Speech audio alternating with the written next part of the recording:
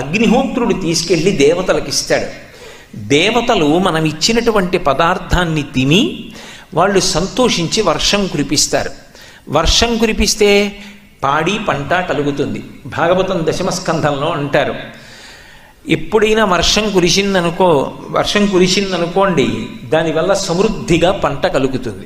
అందుకే మఖము చేయ వజ్రి వెలి సంతసించును, వజ్రి సంతసింప వాన కురియు, వాన కురిసి గసవు వసుమతిపై పెరుగు, గసవు మీసి ధీను గణము బ్రతుకు.